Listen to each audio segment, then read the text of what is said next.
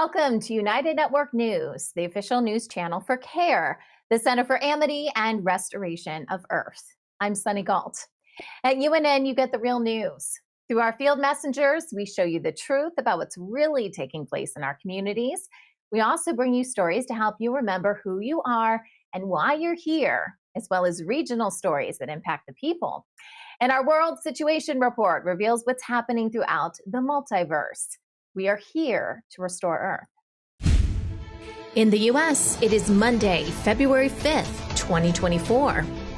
This new water storage facility is raising eyebrows in Switzerland. It's located near a natural spring families have been using for generations. Learn more about the curious message written above the door. And in British Columbia, we're getting a lesson in wood cutting. Find out how to quickly chop wood for your fire. In the new Earth, we're exploring our mind-body-spirit connection, starting with the mind. Learn how the beliefs in our head have led to our own trauma. And in India, a new initiative is offering free bus rides to women, completely transforming their lives. This is Calen Gipp, messenger for United Network News. Here's a look at today's field messenger reports from all around the world. Storing water is important for emergency preparedness. However, when a new water storage facility is constructed near an abundant water source, UNN field messenger Simone ponders the purpose behind it.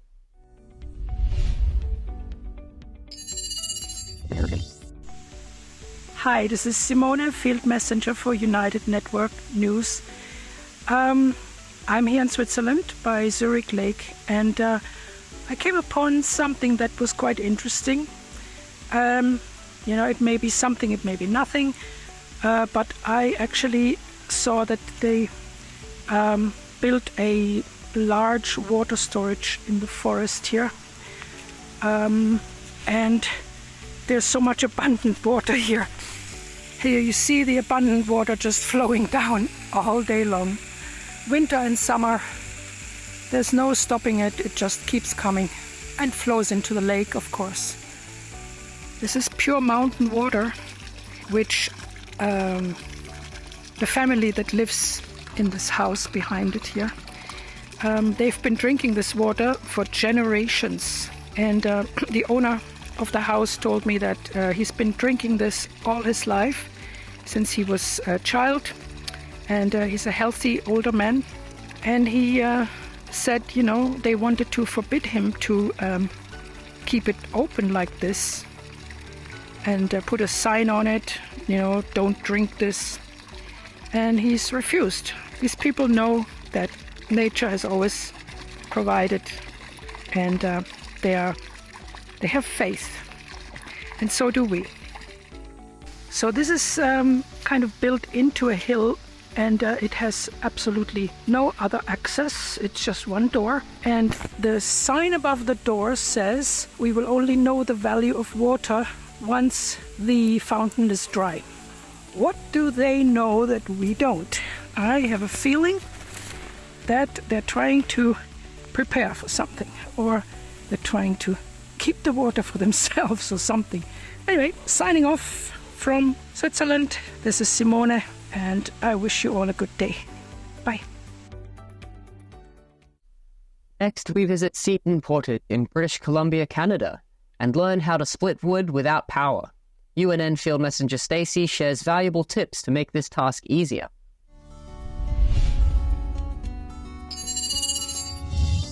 Good morning, UNN. This is Stacey reporting from Seton Portage, British Columbia, Canada. I bet you're wondering why you're looking at a tire full of split wood. Well, today I'm going to give some of you homesteaders or homesteaders-to-be an opportunity to see how we do it very quickly. Because then I'm going to be trying to go for these cracks here and get my maul in there. Even if I can't split the log right off the top, I'll show you how it gets done. Girl power.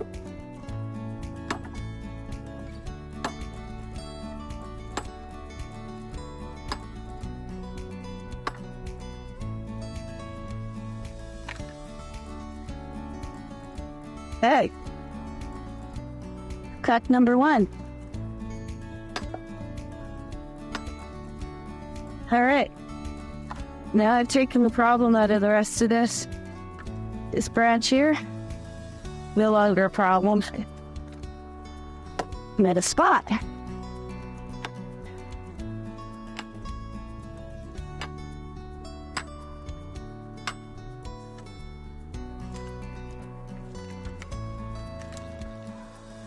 Go. Done. Yay. Next step is over there. And here we go with the variety pack that I'm just about to split. And the goal here is to fit as much wood inside the diameter of the tire.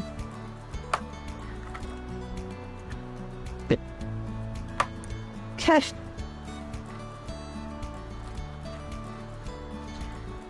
Pretty good.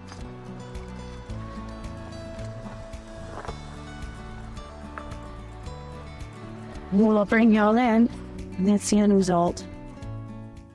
We want you to become a UNN field messenger. These are everyday people just like you who want to make a difference in their community. You don't need any special training or equipment. Just use the camera on your mobile phone and show us what's happening in your area. You send us your videos and our production team will create the report for you. For ideas and inspiration, we encourage you to join our new Field Messenger group on Telegram. Our new website is now up and running at unitednetwork.earth. You can submit your Field Messenger reports directly through the Field Messenger tab at the top of the page. You can also email your reports to our new email address at fieldmessenger@unitednetwork.earth. Hello, I'm Susan from Sweden. Wanda Michael from Eastern Uganda, Africa. Hi, I'm Tim from Vancouver, Canada. I'm Titeshwar Fagao from Manipur State, India. I'm Gumba Obasi from Southeast Nigeria. Arnaito Chakrini from Western Uganda, Mbarara. At United Network News, you are the news. My name's Christina, Field Messenger Report, first one in the hurricane down here in Southern California from Mexico. Real people reporting real stories from all around the world. At UNN, our field messengers are changing the face of news. This is Jason from United Network News. We're going to be doing some aircrete building with new technologies that allow us to live in comfort and also off the grid. Take the next step in changing the way the world gets the news. Become a UNN field messenger today.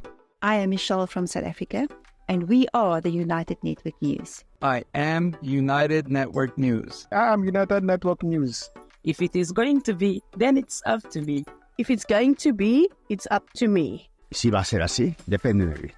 It's up to me. It's up to me. It's up to me. It's up to all of us.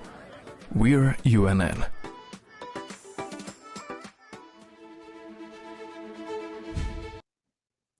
When we talk about the new Earth, you may be picturing a completely different planet, perhaps somewhere far away. But the truth is, new Earth is already here. Physical changes are happening on our planet, but the real change happens with you through the connection of your mind, body, and spirit. Pam Stillwell-Boone is an osteopath, kinesiologist, and holistic psychologist. Today, we're going to dive a little deeper into what we mean when we say mind, body, and spirit, starting with the mind. So Pam is joining us now, and before on New Earth, we've talked about the mind, body, spirit, but Pam, I really want to dive into each of these, and we're going to do a video for each of these components, one for mind, one for body, one for spirit, because we hear people talk about this, but I don't know if we really know what that means. So today we're going to start with the mind. Pam, what do we need to know about the mind? So as we talked about before, me and you, is that I am an osteopath, a kinesiologist, and a psychologist. Mm-hmm. And what I've seen with my patients is that they're not putting all three together. So my focus for prevention medicine was to teach my patients the understanding of all three pillars coming together so that the body can have the homeostasis and it can start to heal. So let's start with the mind. So because I'm a psychologist, the mind, we're going to talk about the ego and the spirit. So a lot of people are too much in their head. And that's a programming. Every single thing that we've been programmed, either that we were too fat, too small, not smart enough, whatever that program was, has been in our head. And I call that a trauma, because what happens is people will see life through that trauma. So we become sick with that. Mind, whatever we think here, can give us a disease. So my first pillar to focus on is the mind. So how do we get our mind to stop analyzing and obsessing about certain things and get out of our head? Now, I am a psychologist, but I went more into holistic psychology, because I will say this: whatever we put energy to, we will amplify. So go see a psychologist and talk about it. That is your choice and it's okay. But with my patients, I don't want to talk about their traumas. I want to be able to put them somewhere so that they don't think about their traumas. And that is easiest way to do. Well, easy. A way to do is meditation. Meditation helps people get out of the little hamster wheel that we're in there to get into presence and into your soul. So we can do guided meditation, because I do understand that it's hard to get into that headspace. So there's tons of guided meditation on any aspect you want, from anxiety to love to stress. And 5 minutes, 10 minutes, it helps tremendously. Now, there's also just meditation, binary beats. I always have music playing all over the place. Even that in the background can help our mind come back to presence just by a frequency in the background. Now, even taking a little break, you're inside all day, you're on your computer, your mind is going crazy. You go outside, you sit beside a tree, and you breathe.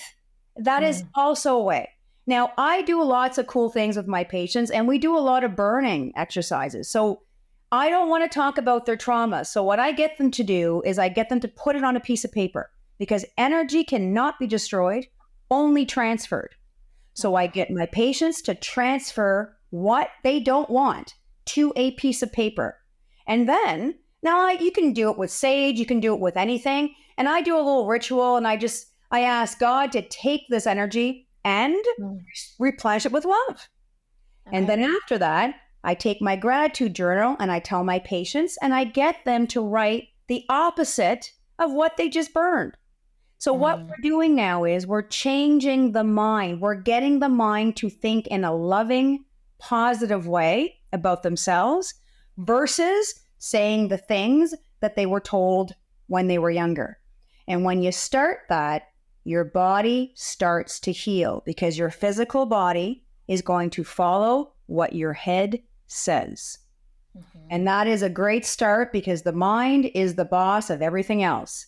And if you can't tame this guy down, well, you can't do much. So that's why we start with the body. Yeah. I mean, we're noticing that now. So many people are caught up in their mind and their thoughts that they can't see past that. You know, in the news, we talk about someone's cup being full. You can't get any more information in there because their cup is full. So we have to let that go so new information can come in. But I feel like that's where it really starts. You have to be able to do that. I totally agree. And I like the cup, because look, if you're really holding on to that favorite cup, you don't even have a chance to learn anything out there, because you're so focused on your programming. The minute you say, you know what, it's not me. I can change what I think about myself by letting go of that programming. Yeah. Speaking of your mind, self-esteem, confidence, and general enjoyment of life are greatly enhanced by a positive body image. How a person views their physical self significantly affects their emotional state and behavior. Body dissatisfaction ranges from minor to severe, often resulting in a distorted perspective. This is largely due to cultural pressures, focusing on perceived flaws and comparisons to others. Body image disorders are more common among women, largely due to the higher beauty standards for females.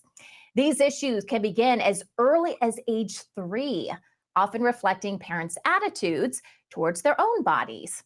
Social and print media often portray airbrushed or digitally modified images that create unrealistic physical ideals, which intensify these issues. Improving body image involves a shift in perspective and may involve distancing oneself from image-driven media. Acknowledging, appreciating, and taking pleasure in the things your body enables you to do creates a positive counterbalance to any negative self-perceptions. The ability to embrace loved ones, enjoy physical activities, travel to beautiful places, or communicate effectively requires your physical form. Interestingly, studies have shown that body shape is not included in the top 8 things that people find attractive. A good sense of humor, being nice, financially responsible, and owning a pet, believe it or not, rank higher. Helping someone with body image issues involves encouraging open conversation about their feelings without reinforcing negative self-perceptions. Engaging in enjoyable, health-centered activities together promotes a more positive view of body image. Celebrating, embracing, and loving your unique body will lead to more confidence, self-esteem, and satisfaction with life. In India, a novel initiative offering free bus rides to women has been successfully implemented in several regions. Known as the Shakti Plan, the program is transforming the lives of women, particularly those from marginalized communities, by increasing their mobility and enabling them to save more money. More than 6 million women have benefited from this program in just 6 months, saving a significant amount of money. The savings help them to afford more nutritious food for their children, which was previously unaffordable. The project also encourages women to apply for smart cards, potentially generating valuable data to help develop a national common mobility card. However, some states have taken a different approach, eliminating the documentation process to make the plan more accessible to all women. Despite some criticisms from taxi drivers fearing loss of passengers and occasional reports of disrespectful treatment from conductors and male commuters, the overall response has been overwhelmingly positive. The initiative is praised for restoring dignity to women previously reliant on their husbands for travel money, fostering self-confidence, and contributing to a more equal and inclusive society. By providing women with financial control, the program is helping to break traditional gender norms and advance women's participation in public life. The increased visibility of women on public transportation is a crucial step towards normalizing women's presence in all sectors of society. This initiative is empowering women to dream and plan for a better future, especially for their children. A recent initiative in North Carolina in the U.S. called the Excel program is addressing the rehabilitation of former offenders by providing a guaranteed monthly income of $600. The program seeks to alleviate the financial hardships that many former inmates grapple with. While this may not seem to be a significant amount, this sum can be transformative for individuals who have been incarcerated.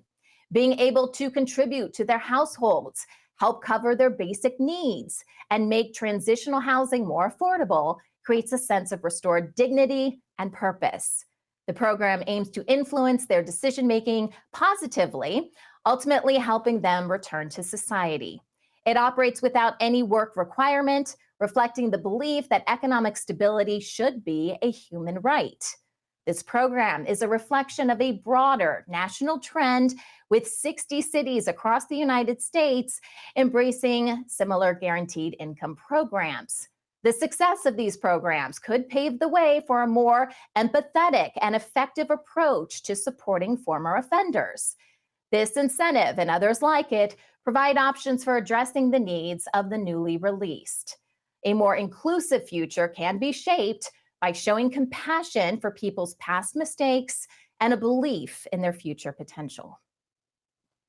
Want to share news from UNN with your friends and family? Memes are a great way to get that conversation going, and here's today's UNN meme of the day. It says, "Fresh adventure awaits." If you've been following our news, you know that life on this planet is about to drastically change. Systems and programs of oppression that have been in place for thousands of years are dismantling, allowing us to create a reality we never thought was possible. To see more memes just like this one, you can follow our Meme Team Telegram channel at UNN Memes. Share them on Telegram and any other social media channels where you still have an account. Welcome to United Network News. I'm Sunny Galt. Connect with United Network News online. The news portion of our website at unitednetwork.earth recaps the biggest stories impacting our planet. You can also watch inspiring videos from our field messengers and get great tips for creating your own field messenger reports. Easily share all of this content with your friends in just a few clicks, including our social media memes designed to ignite conversation and critical thinking. It's time to restore our home. Let's make history together at unitednetwork.earth. Now, a look at regional stories around the world. Huge forest fires are spreading rapidly throughout central Chile, wiping out major infrastructure and claiming the lives of nearly 50 people. In Mexico City, severe water shortages have triggered protests and tension amongst residents, and now the people are retaliating. The garment industry in Myanmar is struggling, forcing many women to turn to sex work to support their families. And in Kenya, a group of women are taking on leadership roles once held only by men, transforming the social and economic success of their community.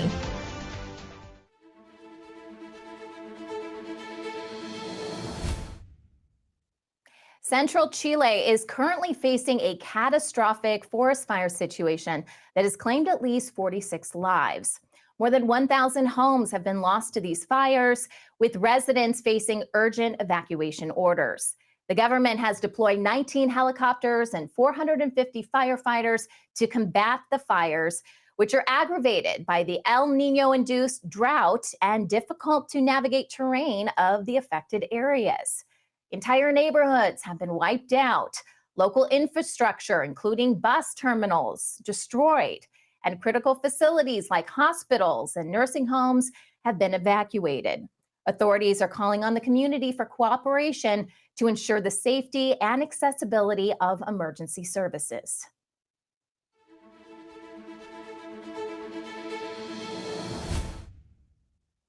Residents of Mexico City are experiencing severe water shortages, leading to widespread protests and tension. The primary water supply system, which serves about 6 million people, stands at its lowest capacity in recent history. Local communities desperate for water are expressing their frustrations through demonstrations. Some have even resorted to vandalizing National Water Commission facilities. Citizens are relying on truck-delivered water, with some going more than a month without a home supply. This scarcity is causing disputes amongst neighbors as they scramble for limited resources. With the monsoon season not expected to provide relief until mid-year, Mexico City's residents are facing an extreme challenge with immediate and adverse impacts on their day-to-day lives. In the U.S., Connecticut governor has announced an ambitious initiative aimed to eradicate the medical debts of approximately 250,000 individuals. The plan directly targets those with incomes up to 400% of the federal poverty line or who have medical expenses totaling 5% of their yearly income. This measure comes in response to the impact medical debt has on Americans, with data suggesting that 1 in 10 Connecticut residents and nearly 23 million adults nationwide face significant healthcare-related financial burdens. The effect of medical debt on American families is profound, causing many to hold back on essentials like food and clothing, deplete savings reserved for retirement, or take on additional work to manage their bills. With this new measure, qualifying households will automatically have their debts erased without the need to apply. PayPal, the payment company, is set to lay off around 2,500 employees, or 9% of its workforce. This decision, part of a restructuring plan under the new CEO, aims to streamline operations and accelerate profitability. The layoffs are expected to be communicated to the impacted staff by the end of this week. These measures come amid PayPal's attempts to adapt to an increasingly competitive digital payments market where it faces challenges from rivals such as Apple and Block.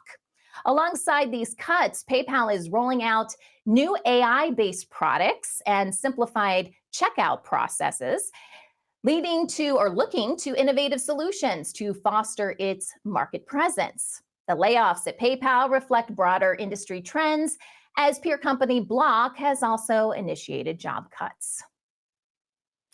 CNN is facing scrutiny and allegations of bias in its reporting on the Israeli-Palestinian conflict.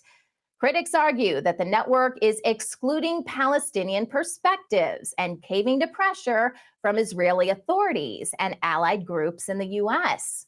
Over the years, the network has been accused of bowing to advertising threats and government demands, resulting in a slanted narrative that favors one side over the other. In particular, the network imposed guidelines to not broadcast material from Palestinian suicide bombers or interview their families, which some staff members have criticized as censorship. Tensions with the Israeli government have led to serious confrontations, even leading to the resignation or reassignment of new staff members. Critics claim the media's portrayal of these conflicts has significant implications for the public's understanding of these long-standing issues.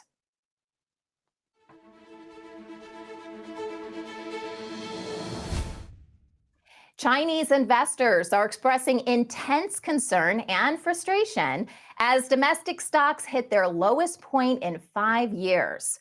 Last week, the blue chip CSI 300 index, a key metric of the market's performance, fell by nearly 5%, signaling widespread panic selling and the possible forced liquidation of leveraged positions. In response, the China Securities Regulatory Commission pledged on Sunday to implement market stabilization strategies.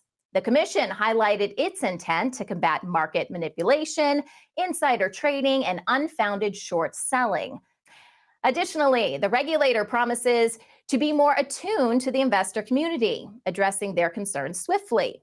While the Regulatory Commission has previously enforced measures aimed at supporting the stock market, such efforts have yet to reverse the troubling downward trend, leaving many investors anxious about their future.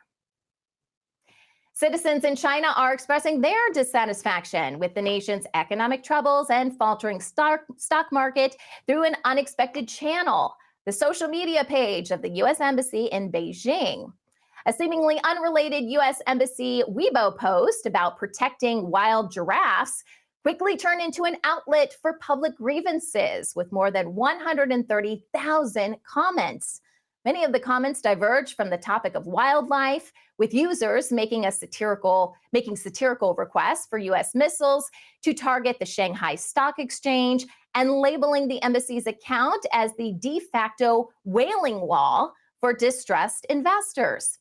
Now, this comes as strict online censorship in China often suppresses public disclosure on economic issues, leading to widespread frustration. Sri Lanka, grappling with its worst economic crisis, has signed a key trade agreement with Thailand, aiming to revitalize its struggling economy. With this agreement, Sri Lanka aims to revitalize vital sectors such as fisheries, tourism, green energy, and food processing through increased Thai investment. The pact also promises to enhance trade in goods, streamline customs procedures, and protect intellectual property rights. For the everyday Sri Lankan, this could mean a gradual easing of the hardships endured since the economic crisis of April 2022, which saw severe shortages of essentials and led to widespread protests. There is a glimmer of hope that this pact may help reduce the cost of living pressures as Thailand's Thai Airways is set to resume daily flights to the country, potentially boosting tourism and related industries. Paytm Payments Bank, under scrutiny by India's central bank, faces allegations of creating numerous accounts without proper verification, potentially leading to misuse for money laundering. The Reserve Bank of India, or RBI, has shared its concerns with the country's financial crime agency and higher governmental authorities. Due to these concerns, the RBI has instructed Paytm Payments Bank to shut major segments of its operation by the end of February, an action which includes halting its widely used wallet services, as well as its deposit and credit facilities. The directive has sharply impacted Paytm's market value, with a significant drop following the announcement. Meanwhile, Paytm's Payments Bank refutes any implications of money laundering and awaits further investigation by the Enforcement Directorate, which is the agency responsible for enforcing economic laws and fighting economic crime in the country. In Myanmar, the garment industry faces a crisis as international brands depart due to political instability, leaving workers in dire situations. Since the 2021 military coup disrupted the country's progress towards democracy, many workers have faced unemployment as factories closed. This has resulted in a dire situation where some individuals, including single mothers, have turned to sex work to support their families due to the scarcity of alternative employment opportunities. Union busting has become prevalent, with previous labor agreements being discarded as closed factories reopen under new ownership. Despite this turmoil, some companies like Danish firm Bestseller are opting to stay, believing they can more effectively support human and labor rights through continued engagement and rigorous due diligence. Meanwhile, workers struggle with meager wage increases that are quickly eroded by rampant inflation, unable to keep up with the skyrocketing cost of living. In an ambitious effort to create a mindfulness city, Bhutan, a South Asian country, plans to leverage its unique environmental and spiritual values to attract investors and offer economic opportunities domestically. This unique city aims to appeal to both investors and the local population who are faced with limited economic opportunities. The project, which is in line with Bhutan's cautious approach to foreign investment, could offer incentives to attract investors without negative repercussions on the country's interests. This project aims to counter the trend often labeled as brain drain, where Bhutanese youth seek opportunities overseas. By enhancing economic, educational, and urban development within the country, the Bhutanese government hopes to entice its citizens to return and contribute to national growth with the skills and knowledge acquired abroad. Although skepticism remains about whether the model will significantly stem migration to wealthier countries, the project is widely supported for its potential to enhance economic opportunities and overall well-being in Bhutan.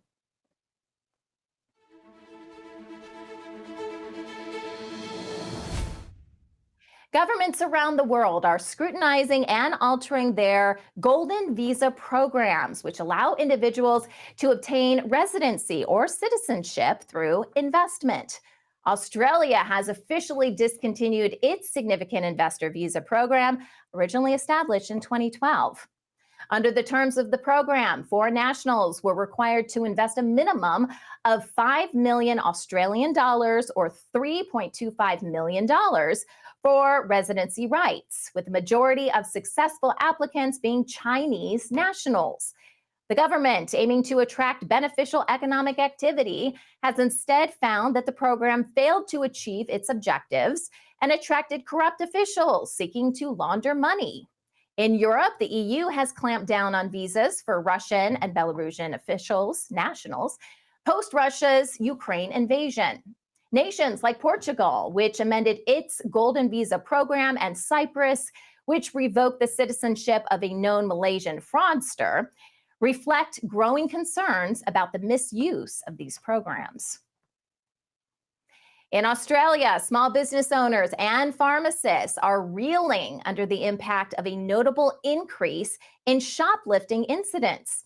Many believe this uptick is linked to the escalating cost of living, driving struggling families to steal necessities like children's Panadol drops, which are drops to relieve pain in babies. Business owners sympathetic to the struggles of less fortunate families are seeking non-confrontational solutions, such as better store layouts, diligent customer service, and organizing stock to prevent theft. Despite these efforts, many express frustrations at the limited police response and the low level of punishment for offenders, which they view as inadequate. In contrast, supermarket chains like Kohl's and Woolworths are investing in advanced loss prevention technologies, a luxury that smaller shops can't afford. The Canberra Business Chamber has emphasized the seriousness of this crime, which significantly affects small businesses and the broader community.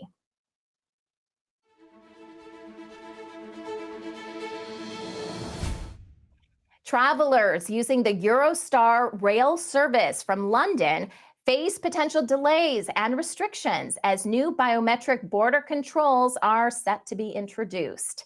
The Eurostar, renowned for linking London to Paris with numerous daily services carrying up to 900 passengers per train, could have to limit the number of passengers or experience long queues. Concerns focus on only 24 biometric kiosks being provided, despite the need for nearly double that number during peak times to avoid unacceptable passenger delays. Eurostar executives have expressed they are seeking for most of the new processes to take place online to reduce the impact. In the meantime, travelers are advised to prepare for additional wait times and possibly more complex boarding procedures as the station adapts to the post-Brexit changes in border checks. In a move to create a greener Paris, the mayor has proposed a significant increase in parking fees for out-of-town SUVs. The change aims to alleviate congestion and pollution, particularly spotlighting the impact of larger vehicles on narrow city streets and air quality. The fees would triple for SUVs in central Paris, costing up to 225 euros or $240 for a 6-hour stay, compared to 75 euros or $80 for smaller cars. Outer districts would also see increased costs. Critics, however, argue that the right to choose one's vehicle should be protected, and that SUVs do not necessarily cause additional congestion. Parisians registered to vote participated in a mini referendum that is on Sunday to decide on this issue. Belgian farmers' protests, sparked by dissatisfaction with EU agricultural policy changes, have escalated as they block access to major supermarket distribution centers. Major retailers like Aldi and Lidl are experiencing stock shortages, particularly in fresh produce, due to the protests that began early this week. Distribution hubs have been targeted, leading to empty shelves and potential food waste, which runs counter to the farmers' principles. In a show of solidarity, despite ongoing blockades, farmers have enabled the passage of trucks delivering supplies to local food banks. The ongoing actions not only affect the supermarkets, but also disrupt other sectors, with some ports facing significant setbacks and delays. The situation continues to evolve as both sides engage in talks to resolve the standoff, with the public bracing for the impacts.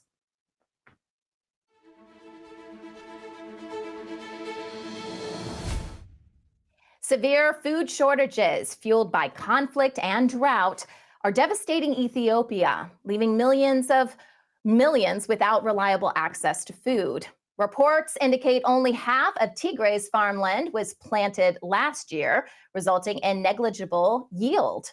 Aid organizations have been struggling to provide relief amid allegations of massive grain theft suspected to involve government and military officials. The World Food Program halted and only recently resumed limited food aid to Ethiopia. Despite efforts, only 14% of those in need in the Tigray region have and are receiving help. Children are amongst the most impacted, with a dramatic rise in malnutrition reported by healthcare workers in the region. South Africa is registering inmates to vote in the upcoming national elections, a process expected to take place between May and August of this year. This initiative illustrates the nation's commitment to upholding the constitutional right that allows every adult citizen, including prisoners, to vote, a right not commonly granted in many African countries. Previously, around 15,000 inmates participated in the electoral process. This number is expected to rise significantly with current efforts targeting the registration of 100,000 prisoners. The registration drive spreads across the country's 240 correctional facilities. This national election will mark the 7th since the end of the apartheid era, with the African National Congress leading the government since the historic 1994 election of Nelson Mandela. In Kenya, Maasai women are taking on leadership roles once held only by men in the wildlife conservancies that help protect the environment.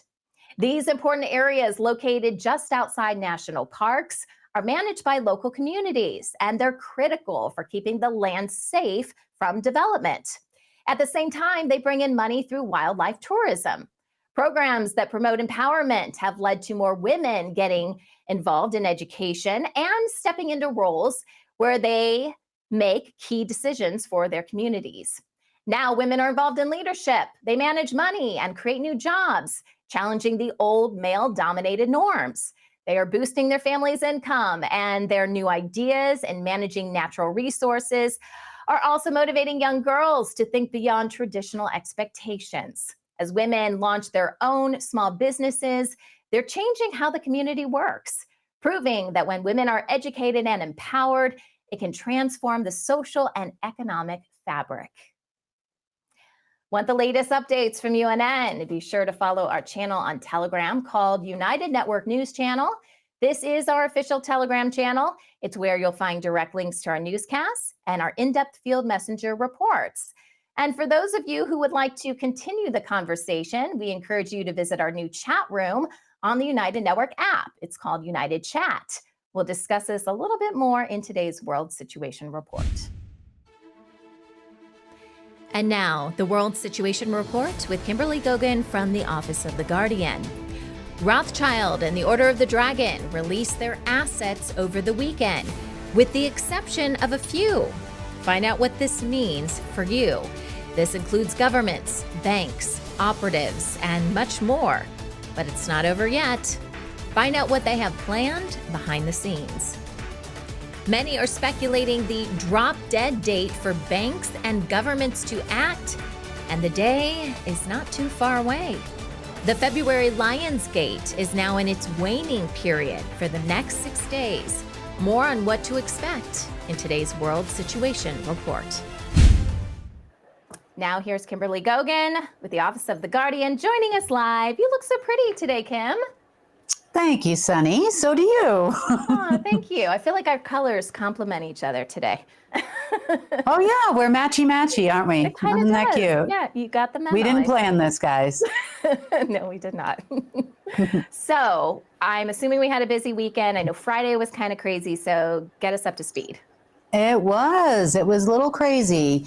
As we had talked, some of the Order of the Black Sun had released their quote unquote assets. So let me define what an asset actually is.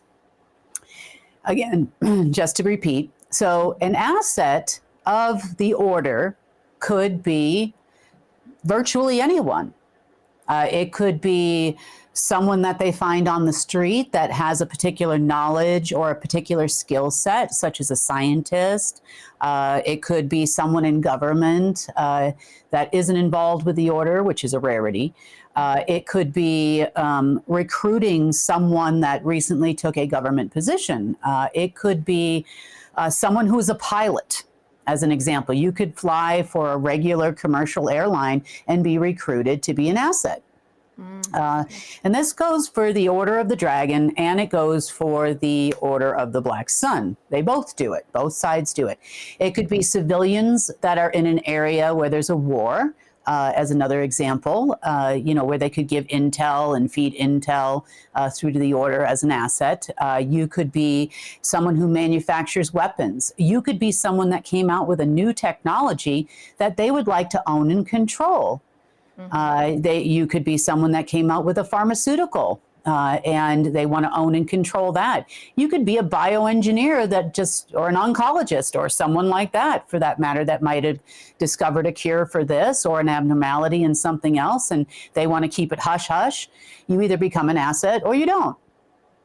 Now, that also includes people who are operatives. Now, I'm going to clearly define for you what an operative is. Now, yes, some of them, the people that you see on the Jason Bourne movies, as an example, or, those types of folks. And yes, some of them go to all these different places in the world and do a lot of different things. Economic hitmen are also considered operatives. You would also consider anyone that works in the back office of a bank an operative. That's an operative. Anybody who works in the compliance department is an operative. You have political operatives that are what you call the aides, as an example. They are operatives, and all of them receive their scripts from the same place, depending on which side of the order that you are involved in. So you could be a Order of the Dragon Rothschild operative. You could be an Order of the Black Sun operative. And at one point in time, they were the same groups. Mm-hmm. Now, you could also be involved with Langley as an agent, as an example. And depending if you are operating under the guise of Langley 1, Langley 2, Langley 3, Langley 4, Langley 5, would depend on where you sit. And as you may or may not know, we consider Langley or the CIA an American organization, but that is completely untrue. It's the same thing for the NSA. We consider the NSA an American organization, but it's not. There's a lot more eyes than 5 eyes, as defined in some of the, I think it's James Bond movies or something like that. They talk about the different groups, but there's more than 9. And the NSA operates in every single country in the world, including, but not limited to, Russia, China, and they know it. They're partners. So assets come in all shapes and sizes. You could be the guy in the bakery that, happens to sell bread to someone of interest every morning, or a bagel every morning, until the day comes in that you hire a new employee, and then maybe their bread is poisoned or something. It could be, you could be anyone, any man on the street or any woman on the street. So, when I say operatives or assets, you're talking about everyone.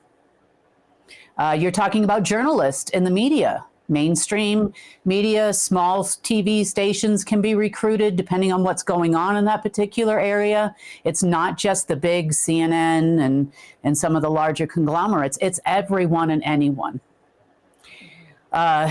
So that's what I mean when I say operatives. So we know that the Order of the Black Sun, which we reported last week, had released their operatives all the way up the food chain, in all of their assets, so to speak, for the most part. Now, Rothschild on Friday had determined that they were going to release their assets as well. And what that means is their assets they're predominantly the political sector and the financial sector. And the Black Sun would have been predominantly military, intelligence, in media, okay? So we've talked about the 5 factors that it takes to run the world. And I have a lot more information to go once I explain this to you. If you haven't been following us for a while, then maybe this is new for you. So in order to run the entire planet, you must control the financial sector. Okay. Now, the financial sector of planet Earth includes the Federal Reserve. I don't know if you can see this. The Federal Reserve. It It also includes all treasuries worldwide.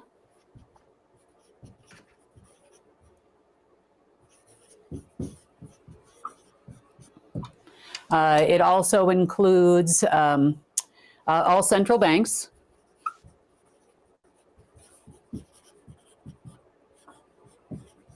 All mints. So this is like coinage.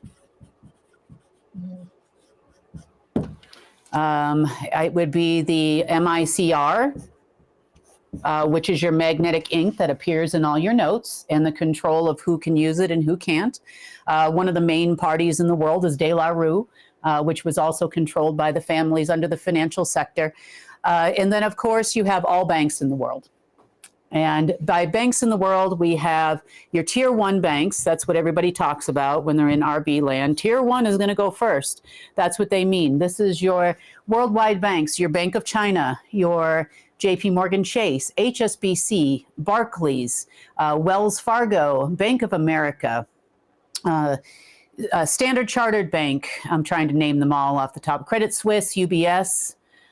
These are just to name a few. If I missed a few, which I'm sure I did, just off the top of my head. So that's what a tier 1 bank is. And then underneath those tier 1 banks, as one example, JP Morgan Chase would control all credit unions. The credit unions in this case would be considered a tier 2. And you have many layers in between. More control of the financial sector would also be SWIFT, IBAN, FedWire, PayPal, Cash App, and so on and so forth down the line. There is not a way you transfer money that is not controlled by the financial sector. Nothing in the entire world, okay? So the financial sector is number 1. You must control the financial sector of planet Earth worldwide in order to have world domination, which is what these people had and what they don't have anymore in part, right? So what I mean by that is these people were the managers. They were not the owners of money. They were not the owners of all these sectors. They were merely the managers. For some unforsaken reason, they don't understand the difference between an owner and a manager. Yeah. Not the same thing. Okay. Number 2. Okay. You must control the media. Okay. By media control, we're talking about the major news stations. We're talking about Reuters. We're talking about the Associated Press. We're talking about all alternative media and the narratives that are put out in the alternative media. Then it goes down to the average everyday folk in the alternative media who then repeat those same narratives so that they target specific types of communities. So whether that's the awake community, the new age community, the spiritual community, or the spiritual/political community, or the political community, and it doesn't matter what country you're in. They have their people in everywhere. Now, media would be controlled. So we have financial sector, all operatives.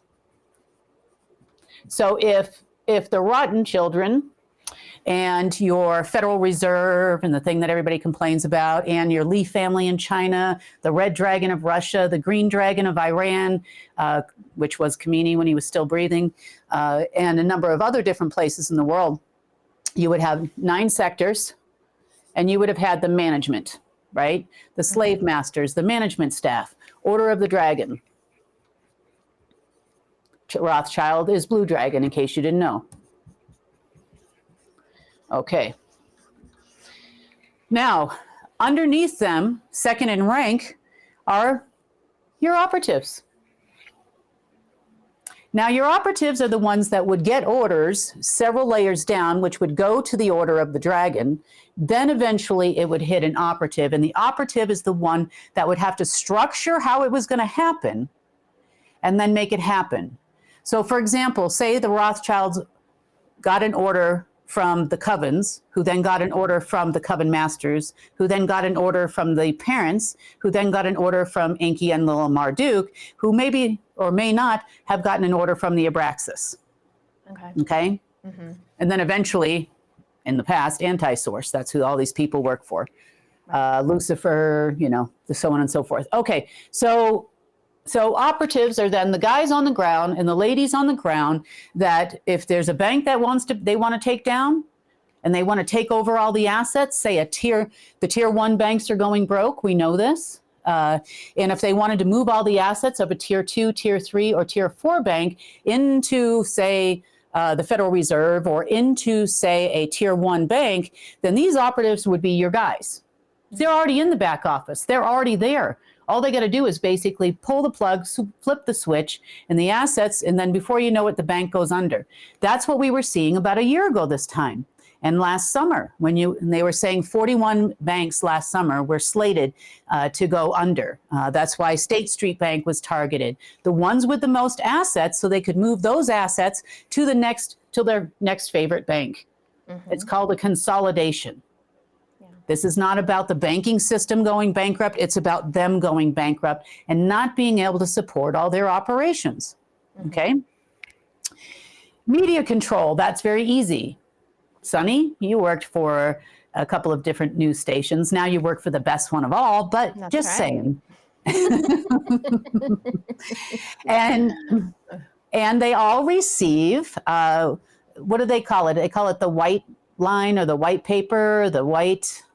What do they call feed. There's just the feed that comes from usually like the Associated Press that comes directly into your computer. And they also encourage you just to read it. There was like, you don't need to rewrite this. You're not plagiarizing or anything. Just read it straight from the Associated Press. Right. Don't filter it at all.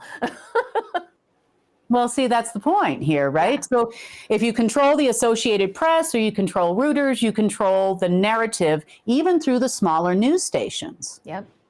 And they all subscribe to the same feed worldwide. So they're all pretty much putting out that same feed worldwide. Now, you'll notice until a couple of years ago, there were a few news stations out there that were saying something different. But this is how they get you hooked. So, for example, Epoch Times is one of those. Another one would be RT, Russian television. They were saying something different for a time being. Until they're reined in, whether they want to be or not. Those are also operatives. Now, does that mean, Kim, that the board that's running it, or are these actual, journalists where you'd see their byline? Do you know how specific it is? I would say to you, it's both in some cases. Now, in the smaller news stations that they consider to be insignificant, they pretty much know if you want the sponsor money, which is the CNN money, the BBC money, the big players in the game, or the Associated Press money, or the advertising. You don't want to be frozen out of advertising for all the big corporates now, do you? So you're just going to go ahead and you're going to regurgitate whatever we send to you. You can put a few different faces to it, smile, and as you're saying it, but that's it. But as far as like CNN is concerned, BBC, the boards, Rupert Murdoch, all of your big names out there have for almost 100 years now been operatives.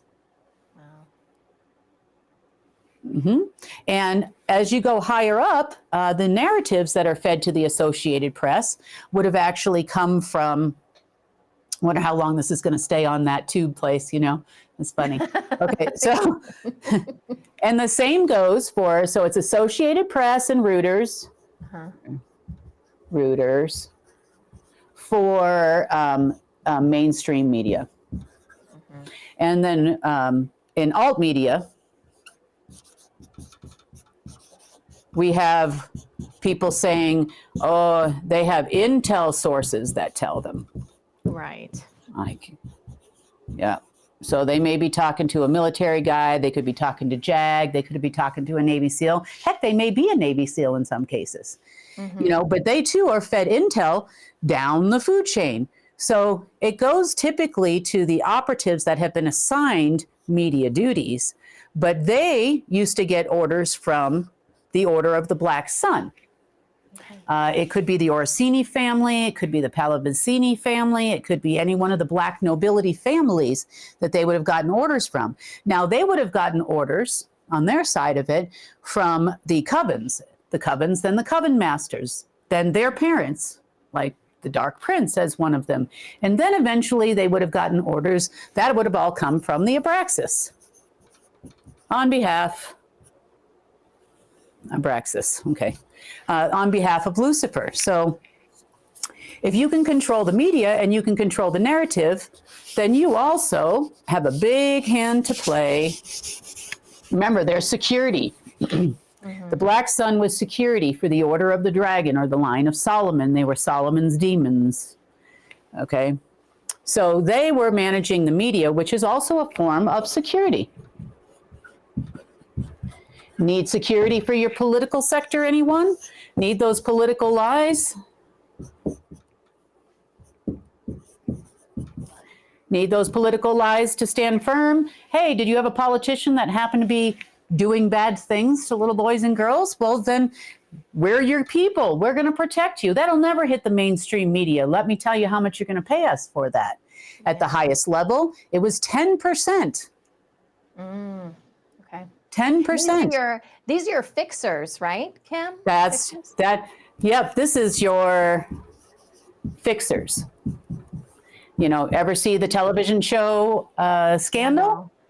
Scandal, there they are. Those are your operatives. They are the fixers. They are the ones that will fix your political situation. Because Lord knows these people are, doesn't matter what country you're in, I'm sorry, are just like weird things. Why do you think the operatives provide them with that security? Fixers down here too. We'll solve your problem for you. They're not against each other. They're just playing you. So the aides are also operatives. They are political operatives. Okay? So they do everything from read all the new bills. They write all the new bills.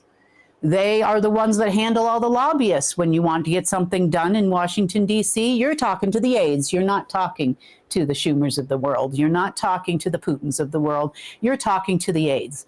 You're talking to the operatives.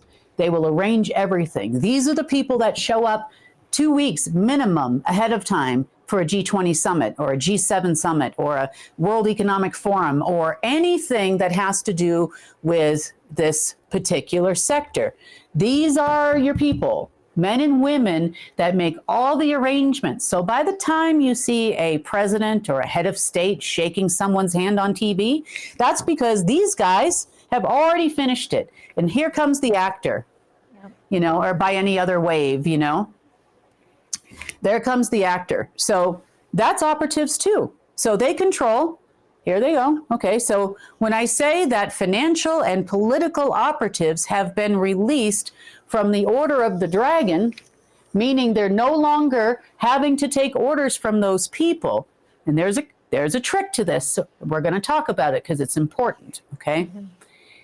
So they're a little bit confused and a little bit stunned. They've been having meetings over the weekend, but Rothschild finally released both groups. Okay, Black Sun has also released number 4. We have military. Every single military in the world, white hat, black hat, blue hat, purple hat, Barney hat, pink hat, it doesn't matter. You are controlled by handlers. You have handlers. Those handlers are operatives. They are operatives on behalf of the Black Sun. In the United States here, you would call them Langley 5, which are not all American. Okay? These guys are the ones that get the orders passed down to them from whoever's buying and paying. In some cases, that could be the financial sector, Order of the Dragon. That could be, in some cases, they would take orders from the Iranians. They would take orders from the Chinese. They would take orders from everybody. And then eventually those orders come down to the military and Joint Chiefs of Staff to carry out. Or they would go to number 5, an intelligence agency. You're getting on to the bottom, Kim, just so you know. Oh, I am. Okay. Yeah. All right, here. Well, there we go.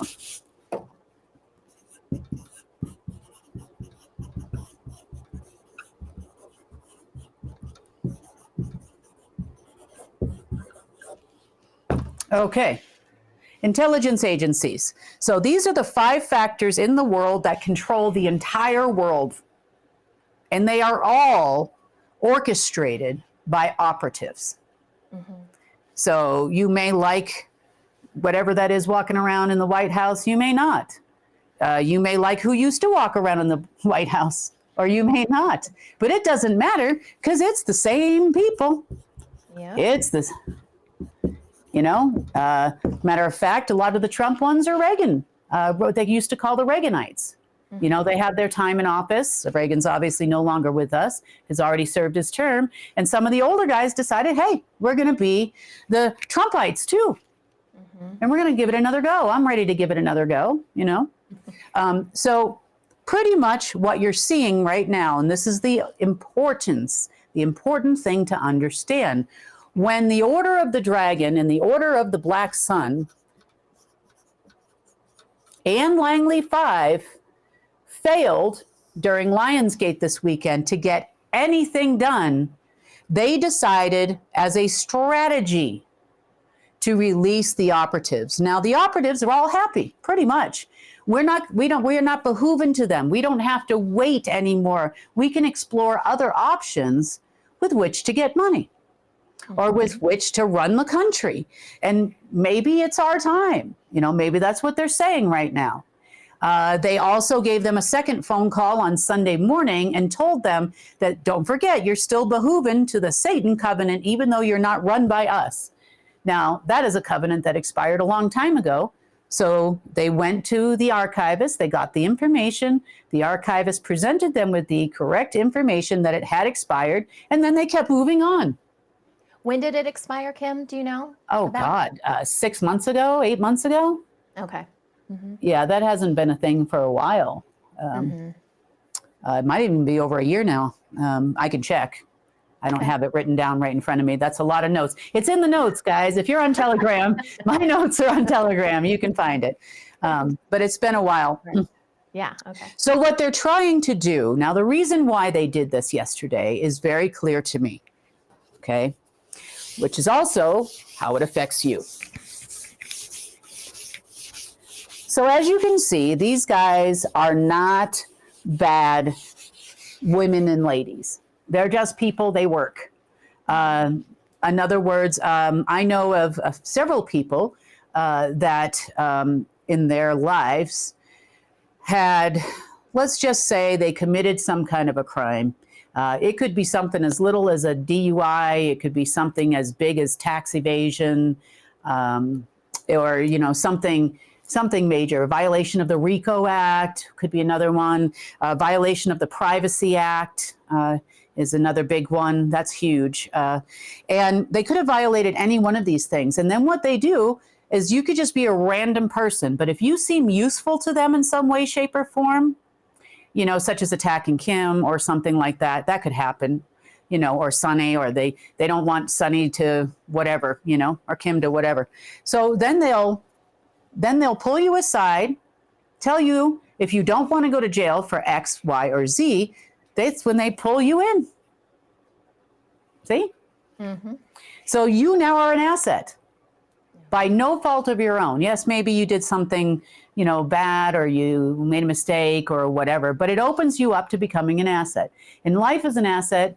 I've met some asset people who were not involved in an agency. They were not involved. They didn't grow up in the bloodline. They are not those people in any way. They just happened to be a person that was an industrial chemist that actually, was pretty smart and got involved with isolating the Higgs boson particle. I know that person. So, and successfully did it. So then he became an asset, and they destroyed his entire life. Told him, you will live within our box. You will not go outside our box. So, such is the life of an asset. But anyway, So all of the assets have now been released, including, you know, people that were handled like that, the scientists. So you can see how momentous this could actually be for all of humanity. Now, the Rothschilds also over the weekend released their control of banks. Do you know how big that is? They are huge. Yeah, they are the genetic shareholders we talk about. That okay. Mm-hmm. Now, there's a reason why they do this, okay? So I'm not only talking to you, I'm talking and explaining this to all of these now freed assets so they can understand how to navigate these waters, because these people are not your friend. They weren't your friend before, they're not your friend now, and they're certainly not our friend with what they're planning on doing with the world here. Okay, so the genetic shareholders have released the banks, which means Rockefeller family used to be in charge of JP Morgan Chase, genetic shareholder. Bank of China, that's an obvious one. It's the Lee family. Barclays is Rothschild. The Russian sector would be VTB. You also have the German sector, which used to run Deutsche Bank and some of the other tier one institutions. Wells Fargo was the Lee, L-E-E family, as opposed to the L-I family, but the L-E-E family of Singapore. Okay, still an Asian family. They're all together anyway, you know, in the same bucket, unfortunately. You also have Bank of America, which was a Jesuit bank. The Jesuit order was also released from the Order of the Black Sun, the Black Pope.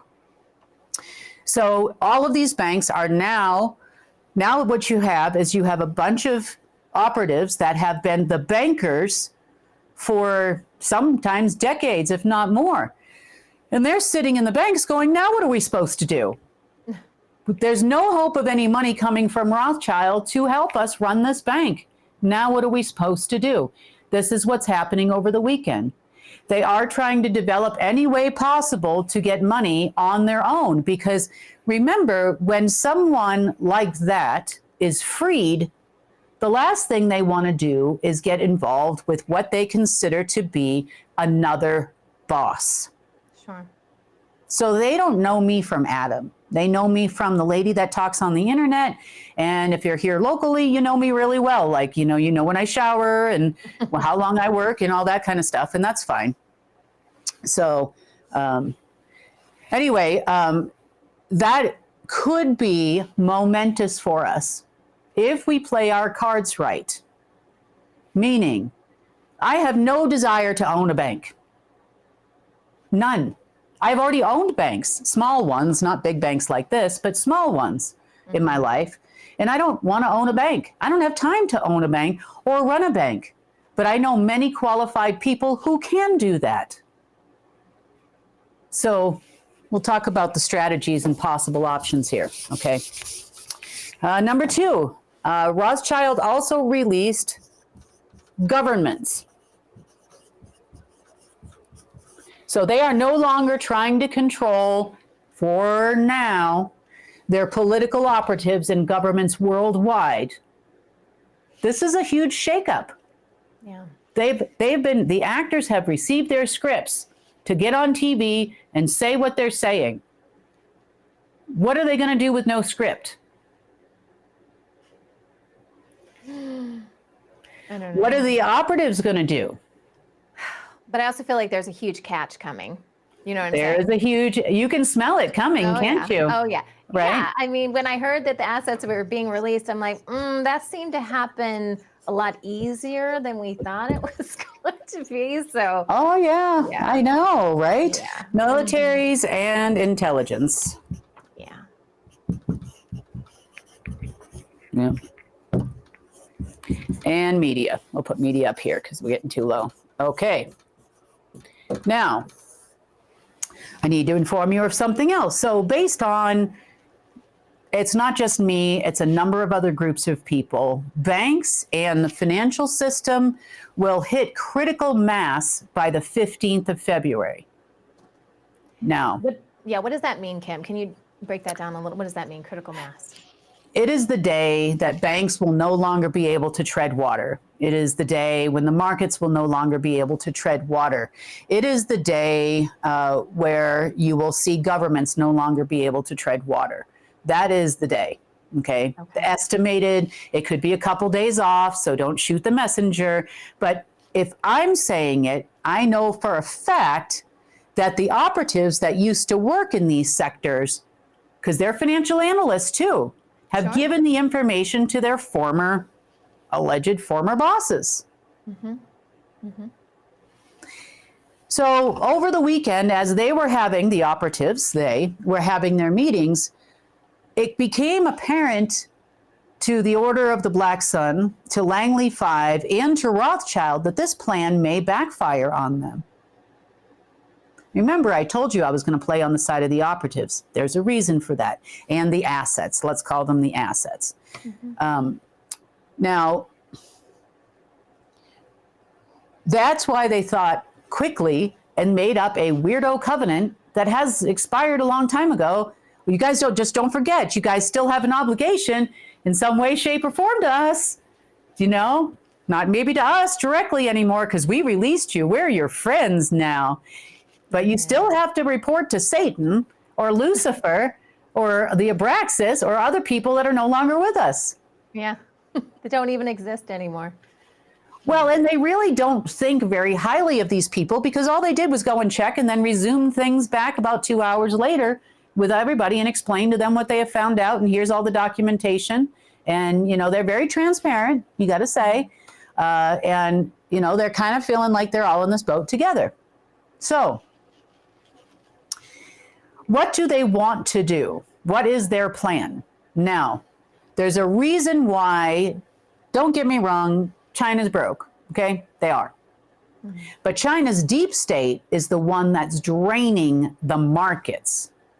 Now, they don't have any legal right or have any financial market ownership anymore.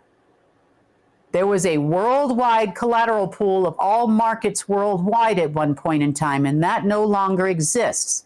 So in China, this is an easy thing to do. Now, those are operatives that are in there buying and selling on behalf of Chinese government-owned, majority-owned companies. They're taking the ones down, leaving their own alone, and taking the ones down that they can take all the money out of, and predominantly the ones that have a lot more foreign ownership. You know, the least amount of foreign ownership, the better, is what they're looking at. Now, why did they start to do this? You can expect their market. If you're a day trader and you've been day trading, you will see that every market in the world has started a decline today, except for, I think, Japan and Taiwan. But every other government's or every other country's markets have taken some sort of a decline today, at least as of the time of this broadcast. You know, when I came down here about an hour ago or so, we were down 300 points in the United States, and China was down some crazy amount. And, you know, all of the European markets were down as well. So some of them are not closed by the time I came to do this recording, and some of them are. So we'll see what happens throughout the rest of the day. Now, there's a reason for this. Okay, let's talk about February.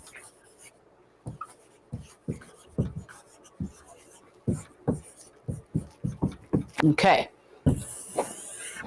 So everyone and anyone who will still continue to work for the Order of the Dragon, or they will still continue to work for free, will participate in the anticipated crash of February 15th. That is the hope. They would like to crash by February 15th. So it might be a few days before, it might be a few days after. I've also heard the 13th. Now, you know, I've also heard the 12th. They're trying to speed it up. And you know, the more I talk, the faster they're going to try to make this happen, because they need to catch everybody blind, because we've never done this before. So on the Rothschild side of things,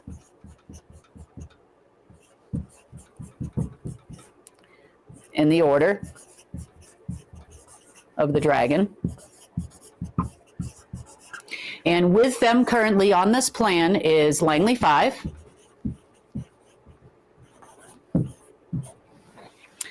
So they're together right now. And you have also the 5 Black nobility families, which they didn't all just pass away. Black.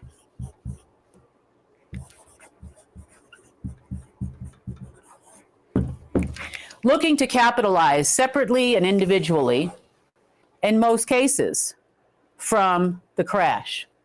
Okay, this is crash day. Yeah. Okay. Now, how is this going to work out? So, if Langley 5, I don't know why they still fall for what these people tell them. I really don't. Seriously. But you know, it's to our benefit, and actually it was to the benefit of all of these people that were taken one way or another as an asset, and some of them are just trained operatives and whatever else. But, you know, that are forced to sit there and just wait until something happens. Yeah. Now, what are they waiting for? They are waiting for a crash on their side of it. Rothschild has told Langley 5 that they will now not have to deal with the 5 Black nobility families anymore. No, no, no. You are going to control the agencies. Here's what they're being promised. 5-star, dumb, never run an operation in your life generals. Sorry, can't help myself. I'm just like, how did you not see this? Because your ego won't let you see it. You know, right from the very beginning when I started this, they always said that arrogance is a weakness. And that is the Achilles heel of the entire order. And you can bank on that. You can bank on it. Okay? They have been promised they will now be in charge of all of the militaries worldwide. Wow. Yep, worldwide militaries, worldwide. For sticking it out with them. You will release you, but you know, if you just stick it out with us, we'll help you. You should have been in charge all along. You're the smart guys in the room. Oh, let me stroke your ego some more. You guys are just the best war makers out there. No one makes a war like you special people. Well, they're special, all right. They're special, all right. Yeah. I was going to make a comment, but I won't do it. Yeah. Yeah. There's a special short bus in hell for you people. But so this is what they have promised them, and they're going to stick it out with them on behalf of the Rothschild family. Mm-hmm. You know, just hook, line, and stinker. And don't worry, guys, because we'll get all the operatives back when the crash happens. Now I'll explain financially how that's going to happen. So these people have partnered up. Now, they'll also be in charge of course, all the intelligence agencies too, worldwide. And their ego just ate that up like it was the best bologna they ever ate. Everybody likes bologna. Yeah. So it's OSCAR. You remember that, Sonny? Oscar. My baloney has a second name. It's ROTHSCHILD. Okay. It's entertaining news, if nothing else, right? So, yeah. Okay, so this is where this is at right now. So they're going to bank on the side of the Rothschilds, promising them that they'd no longer have to talk to the 5 Black nobility families. Mm-hmm. I'll tell you. So when the 5 Black nobility families, or the anti-silent circle, got wind of this, what do you think they did, Sonny? Oh, boy. I don't think they were very happy. They were angry. Yeah. So they went on a hackorama. Hack. Let's try to get into this. Let's see what we can do. We have quantum computer people. Let's try Doom 33 program, the old X extermination program. Let's go at it. We're going to use all our assets in the Middle East. We're going to bomb Yemen some more because that worked out really well the last time. We're going to use our assets, and we're going to show you what we are going to do to help facilitate this crash. And it's just going to get faster and faster. So we could see this sooner than we even thought and anticipated. But I'm telling you this for a reason. Okay, so now we know the lay of the land of who the players are and what they are doing and what they believe on the Rothschild side. So they're draining all the cash out of the markets using their people that I refer to as bagmen. Okay. Bagmen are George Soros. Berkshire Hathaway is a bagman. They are bagmen on behalf of either side, and they're going to pull everything out. And where did they get this from? I'm going to tell you they got it from me, because I'll tell you why in a minute here, what I did on Friday to those people.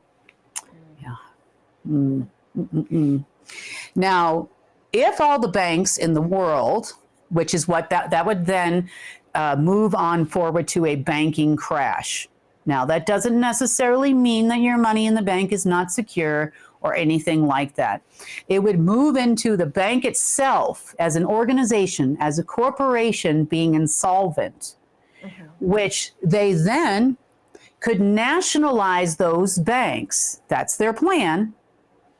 And then they could retake control over the governments with all the money they stole, which isn't enough, but that was a nice thought, because you need to take off your shoes when you're counting Rothschild in the Order of the Dragon, because that's not enough money.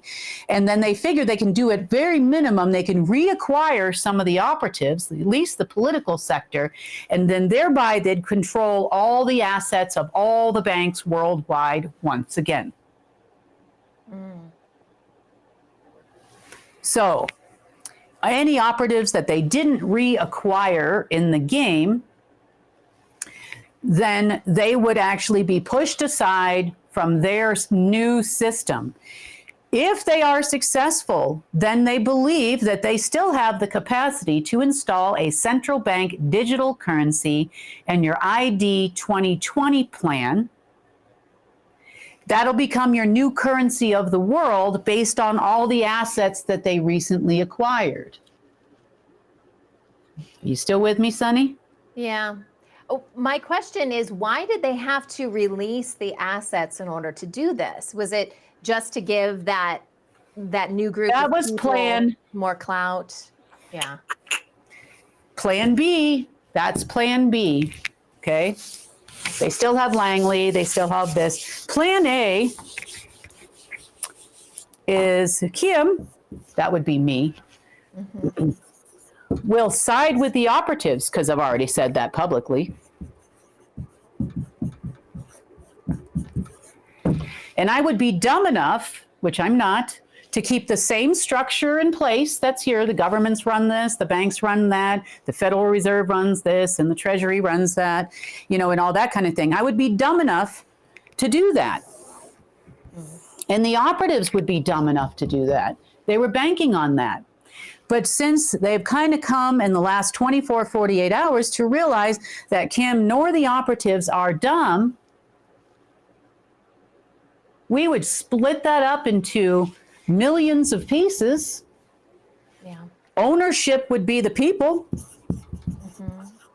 You'd have to get it back from everywhere. We would split up assets far and wide into tiny little pieces. So if they don't all move together, then there's no movement whatsoever. And therefore, their thought of acquiring a few here and there, you can throw that out the window if I am actually involved.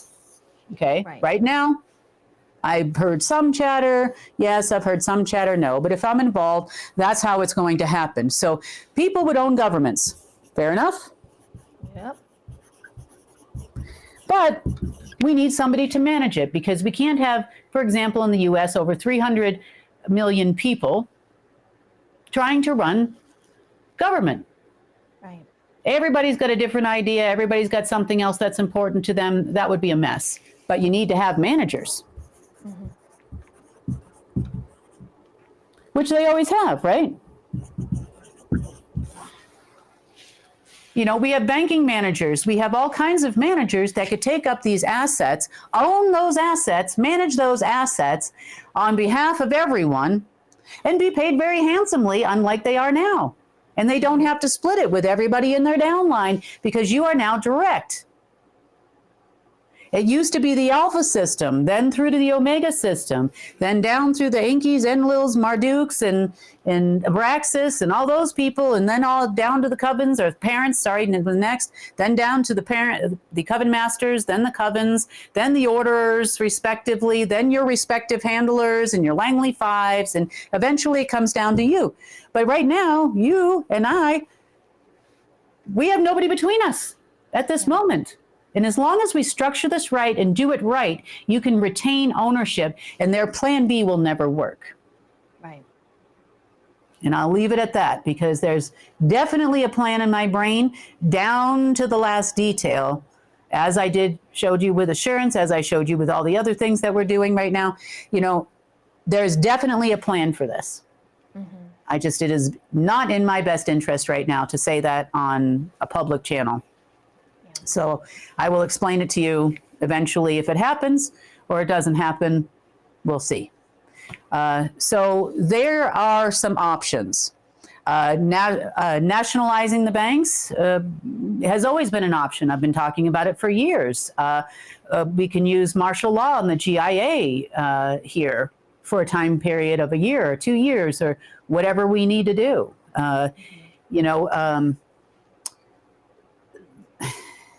It's important to understand that there's always options.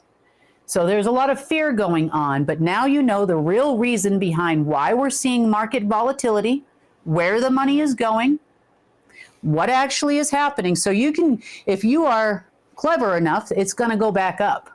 If you have the money to ride it out and buy the puts, is what it's called. So if you have now you know exactly what's going to happen with the markets. You know, for the first time ever, someone's actually told you. Not a nepotism, not out of whatever, you know. So if that's you, now you know. Okay. Just a few more quick things to touch on. Over the weekend, as I explained to you last year, there are 2 Lionsgate transitions that happen throughout the year. One happens in February, and then another one happens in August. Everybody thinks August 8th is the day. You know, February is subject. It's usually 180 days behind, which put us at about the 4th or the 5th this weekend. You'll notice that it actually coincided with special clock people that were now in the 10 days of darkness. That's right.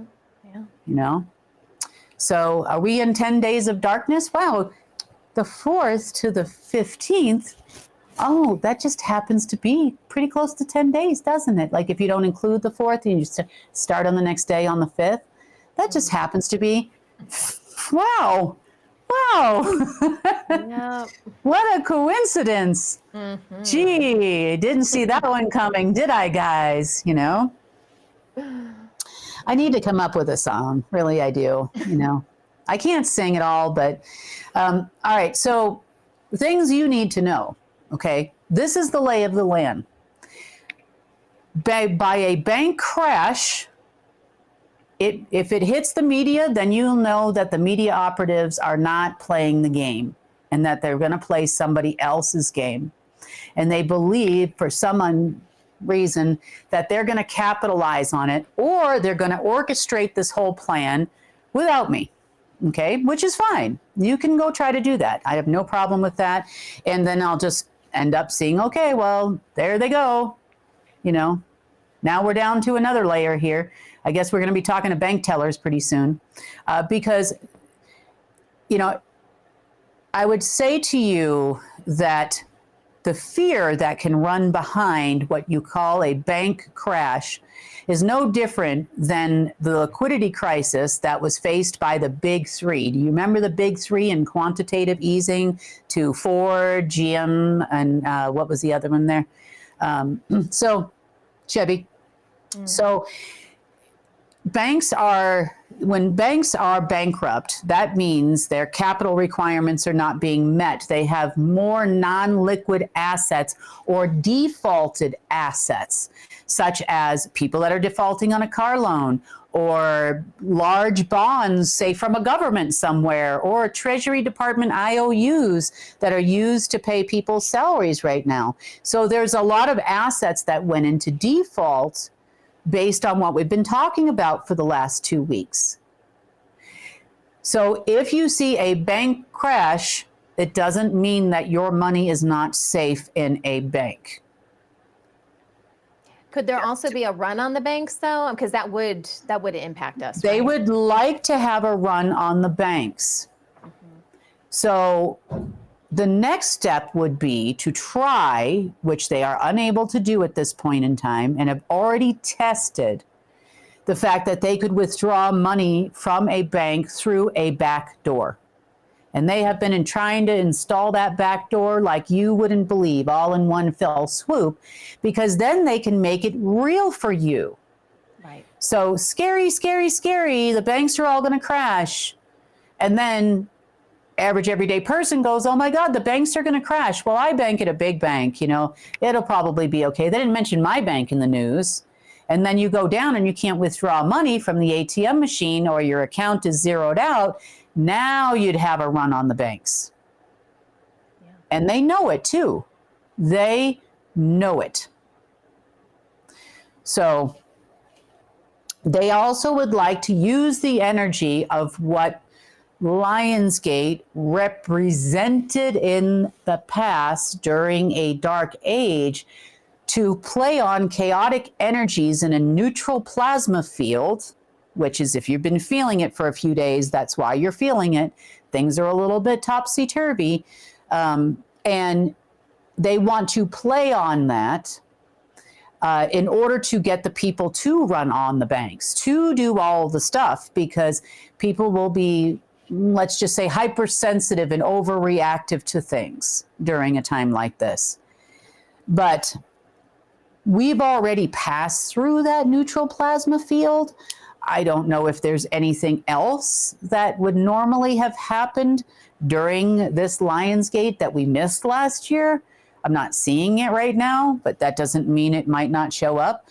So the thought of it being a hara-kiri because people are unstable emotionally and they're able to affect their emotional field or send out a frequency is no longer going to be the case. So now, I do believe that is why they picked these 10 days of darkness, the irritable bowel syndrome, IBS or EBS or whatever, or, you know, is going to go off, you know, then 10 days, and that'll signify the Great Reset.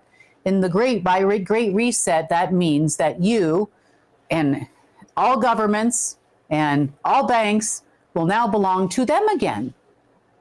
Because nobody else, operatives or otherwise, are willing to do anything about it. And then you go back to being an asset, and that's the end of it. That was fun. Or you're going to do something about it. And you have a very short window with which to do it. So some decisions have to be made pretty quickly as to where you're going to go and what you're going to do. We are here. We'll leave the lights on. We're more than happy to, you know, we can transfer money to the Treasury today and show you how it's done. I mean, that's not an issue. It's never been an issue for me. And you know that. But transferring money to people was an issue for us. I'm not saying how long it would be an issue, but it was an issue. Now, we'll see what the Treasury people do.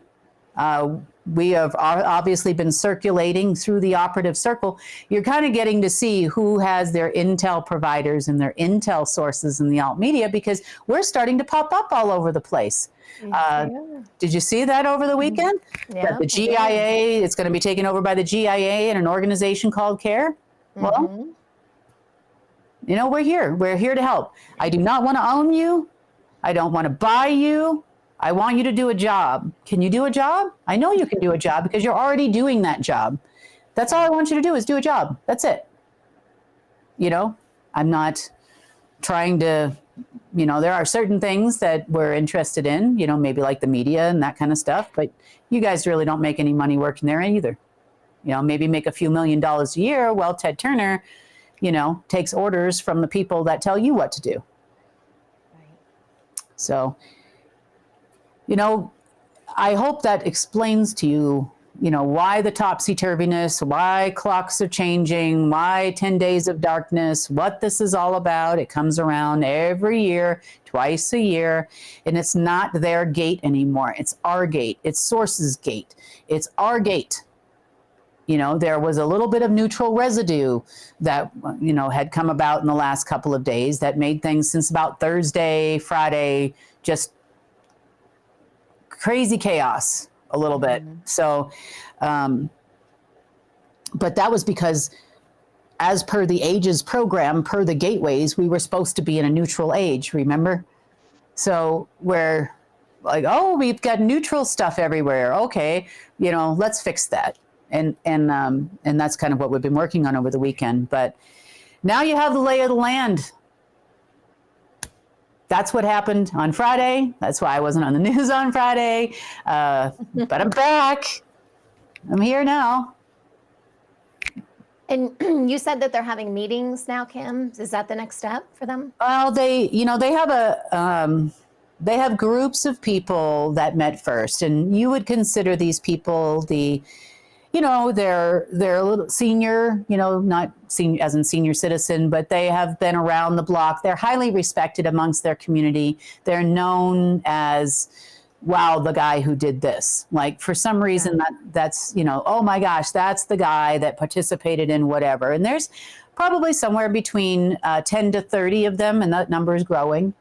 And they started meeting on Saturday, right after it first happened, or Friday. Some met Friday, some met Saturday. Then Friday people and Saturday people got together, and now they're kind of meeting together. And then they had some worldwide operative meetings, which encompasses a few million people. I mean, that's not a small number here.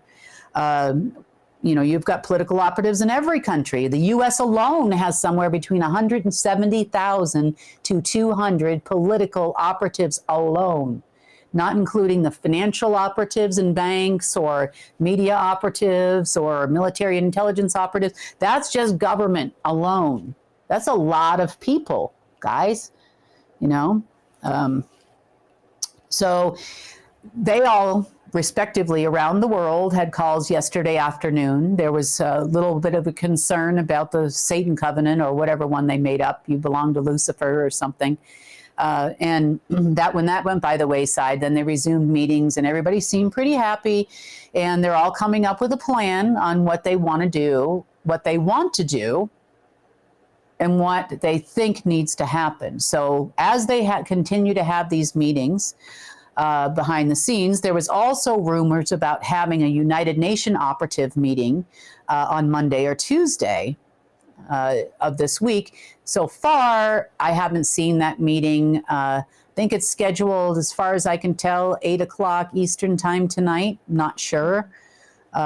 We'll see when they actually have it. And I don't know if that's a partial group worldwide or not. Remember, the world, so the United Nations is the IMF. The IMF is the World Bank. They have operatives and enforcement units all over the place. You have the UN Take-a-Peace-keeping forces. I call them Take-a-Peace, not P-E-A-C-E. It's P-I-E-C-E, keeping forces. So that is supposed to take place. So will the United Nations fall? Will it continue? Are they going to play the 15th Crash a Bank Day or 12th to 15th, whatever? It might be the Valentine's Day massacre. Who knows? They keep moving the date up. Now it's they're going to try to see if they can get it done by the 11th, the 12th, the 13th. Before you know it, by the end of today, based on the fact that we announced all this information about exactly what they're going to do to you people, it could be tomorrow. Yeah. So eyes open, guys. You don't have much time to play this game before this happens. We can fix it. Don't get me wrong. Yeah. But do what you do best to the men and ladies. And then that's in my opinion. Yeah. So not a whole lot of time. I'm still going to play, I'm still going to play counter. Obviously you have to know your enemy first. Now you know where your enemy is going. Both sides now playing against each other, bombing this, showing their military might, seeing they can't use their own money. Remember, that's part of the art of the deal part of their deal with the silent circle. So the silent circle's deal with the anti-silent circle is they cannot use their own money in this game. Right. Now, the other people don't have any. Now, one more point I'd like to make. So in the meeting on Saturday on Friday, this happened on Friday. So with the operatives that were waiting to see if they were going to be released, I think it was Friday or Saturday, Friday. And they are predominantly Order of the Dragon operatives in that particular case. So they get on the phone. They were supposed to be paid on Thursday. They get on the phone, and the representative for the Rothschild family and the Order of the Dragon gets on the phone and tries to buy more time, 24 hours. So they made an offer, and this reminds me of the offer that was made by Hitler, but on a much larger scale. The operatives made an offer, and it was $25,000 per operative that you would like to wait until tomorrow. Because they're tired of the tomorrow game too. Sure. Yeah. You have 30 minutes to figure it out is what they told them. So 30 minutes go by, no call. They took off and went to their other calls that they had scheduled. Never picked up the guy's phone ever again. Do they know that the Rothschilds have $25,000 per hour per person, per operative? Yes, they know that Rothschild has that money. Maybe they got to sell a vineyard or two or some artwork or whatever, some big house in London, but they've got that money. They can pay that money. They are not, when we say broke, our version of broke and homeless and have no food is one thing. Their version of broke is, they can't afford to start a world war. Yeah. They still have millions of dollars. We're skimming off the top of the IRS. They were skimming off the top of tax authorities worldwide. Plus they have their banks that they've been skimming off of, as far as the profits. Every single time you bounce a check, pay an ATM fee, that's fees to the bank and to the genetic shareholders too. So let's not forget that they still had income before the release. So could they have paid it? Yes, they could have. Did they pay it? No. They never even bothered to get back on the phone. So that says a lot. Yeah. Says a lot. And if you're not careful and you don't watch the next 10 days, and do what you need to do, you could end up right back there with these people. If that's what you want, do it. Leave me alone. Don't call me. On the flip side of it, Hitler was also made a similar offer to Rothschild as well. Remember, you can have all the Jews in all the concentration camps at 50 cents a head. Oh, which was, right. We talked about that. Remember? Yeah. Mm-hmm. And what did they do? Wasn't it originally a lot more than that, though? It went way down in price. Yeah, it was like $2 a head, and then it went down to like 50 cents a head or something like that. Still, whatever it was a minimal fee because he couldn't afford to keep World War II going anymore. Yeah. And they said they just blew him off like it never happened. Decades later, same thing happens, and you people are still there. Yeah. So it just goes to show you, what these people are made of. They have no regard for us, the average everyday people, but even they don't have any regard for their own people either, on either side. So we'll see how this all shakes out. This is real-time information. This is what's happened in the last 3 or 4 days. I know it's a lot. It is a lot. But I don't control these people. I don't run those people. The only thing I can do is run counterterrorism, essentially, and make sure that the people are okay. That's all I can really do at this moment in time. I cannot force anybody to come to the table. I cannot force these people to work together with us. I can't require them to take a job. That's not who I am. I'm not interested in that.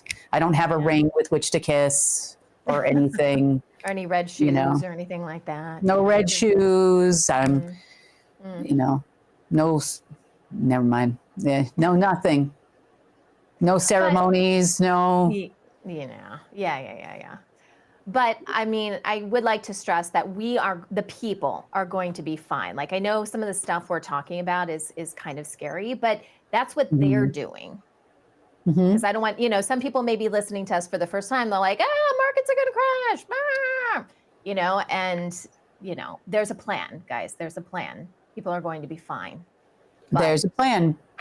Yeah. There is a plan, but I needed everybody to understand why the markets are going down. I needed everybody to understand where the bagmen sit at. They are bagmen. What a bagman's job is they pick up the money from over here and then they hand it to the person for a fee. Yeah. These are the people that, what do you call them? Runners, right? They call them in the underworld runners. They carry bags of cash, bags of drugs, bags, whatever, you know, and they just run it from one place to another for a fee. Mm-hmm. These are your runners, very high level, high profile runners. Bill Gates is a runner. The technology does not come from Bill Gates. It never did to start Microsoft. It was built by the SSP and DARPA, as a matter of fact, worldwide. You know, everybody loved Steve Jobs and, that last speech he gave and all that, and the whole Apple thing. Oh, no. He was given that. That was his poison. That he was given for non-compliance, you know, in the past. That's what it means to be an asset. Bill Gates is also an asset. Sure. Mm-hmm. Everyone you see in the public sector owning a large corporation that you have come to hate is an asset. Yeah. And by large corporations, you can also include governments in there. They are all assets. So when we say assets were released, Larry Fink, BlackRock, an asset. So think about what we've got running around on the streets right now and what kind of game they're going to play. And are they going to play the short game, you know, hope for a market crash, which isn't enough money to run even a government. It's not going to mean even enough money to run the U.S. government. But that's where they think they're going to get the money from. They tried siphoning money over the weekend off of Visa, MasterCard, those little pennies, you know, that kind of thing in the last few days. Yep, I've seen that happening. But then they realized it wasn't happening fast enough in order to pay any operatives to do anything for them. And they invented the game, so it's not like they didn't see it happening. Right. You know. So that's the World Situation Report for Monday. Any questions? I guess we'll just kind of wait and see. You really think, I know you said that they're trying to make this whole crash happen before the 15th. Do you think 15th is like the last, you know, day it could happen? Or I know they want it to happen before then, but is that kind of like it has to happen by then? I would say that the people who think they're smart and actually know how to run an operation have probably come up with a plan A, B, C, D, E. So we just have to search them out and figure out what they are. So right now, that's their plan. That's how they're going to regain control of governments, regain control of the banks, burn the markets to the ground, cause all you people to go, so that you'll just love their central bank digital currency when it comes out, and you'll be happy to take it. Because why? Because they're going to put all that money in your bank account, and all that money you lost, don't worry about that. Just stay digital, guys. Just stay digital. And don't worry about the countries that don't have any power or rolling brownouts, and they're pretty big ones, because we'll be sliding cards down the backside of people if we have to make our digital currency work. You know, don't need a point of sale machine for that, or a tap and pay or anything else. You just tap it right on the person, you know, or something. I don't know. I don't know what they're thinking. You know, light a candle and make it happen. Get that guy out there on the bicycle, you know. Put a donkey on a treadmill, and, you know, or something like that, and just keep running, generate that electricity. We need that machine digital stuff to work. I don't know. Mess. Yeah. No one ever said they were the sharpest tools in the shed. Nope. So that's the report for Monday. Keep in mind, during a time of transition like this, intent is always important. That's something you can do. Set the intention and maintain that thought process of this is going to be a smooth transition. Everything is going to go really well. We're not going to see that volatility, that kind of thing. Yeah. And I do suspect, I'm not going to say, I've always got to think the worst of these people. Sure. Right? Yeah. So if you're starting to put me on some of these websites, and Dinar and David Icke, and we know he's Black Sun, and Icke, whatever, Wilcox, and all the other ones saying all the same thing, it's going to be Karen, the GIA, that's going to take over. Remember that? Yeah. And we're thinking, oh, that's pretty cool. They're starting to kind of come around. But are they going to try to blame me for the fall? Everybody likes to blame Kim. Everybody likes to call Kim, and there are people out there that do certain things. And I think it's actually hilarious. It makes me laugh because they're like, let me help you, Deep State. Rothschild, here I am. I want to help you, Hey, let me help you. I now play for the Deep State. Woo, let me hold up a sign, playing for the Deep State. Hire me, Yeah. And that's okay.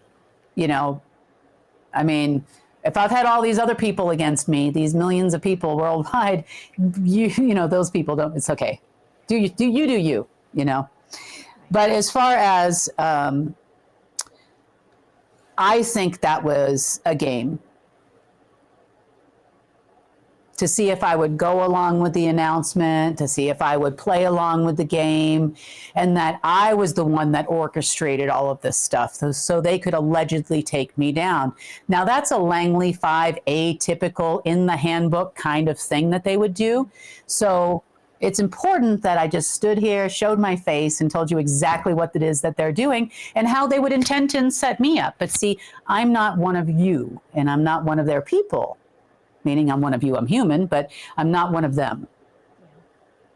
I have played your games up, up close in person. I have played your games from afar. I've been playing you for years now. 10 years I've been playing you. I played your people when you brought me here in the first place. For 2.5 years, I kept a straight face and didn't say anything, and I'm going to play you now. So good luck, folks. We'll shake hands and see who wins this war in the next 10 days. So Kim, before we say goodbye, something really exciting happened over the weekend with our app. Yeah. So we do have our new website up, and I'm excited about that. This is our new video player for the news. And it looks beautiful. The team, including myself, we all worked on it together. We all took our respective jobs and made it all happen as quickly as we possibly could. We always follow through with everything we say we're going to do. That's one thing the Deep State can count on. And all of you can as well. So this is our new site. If you would like to join the new site, we are still going to, this week, we are still going to do the news on time, live. I should say it's not live. I would say the news will be posted on YouTube and on Rumble, as well as on our new site. Following week, we're probably going to have a few day lag time. So Monday's news might not be posted till the next Monday. I'm still talking to the team about that, or maybe over the weekend, so that you'll have an opportunity to watch. Now, with the new site, we still have our links to our marketplace, which are pretty cool. It's not up quite yet. We're still adding some more features for sellers, such as automated shipping and a few other things where you can just print your shipping label to make it really easy for you. We are adding a couple of additional payment avenues for you, so that those are also fees and things you don't have to worry about as a small business, no matter where you are in the world. We have also added a number of different categories. We're adding some sample products in those categories as well, that you can take a look at.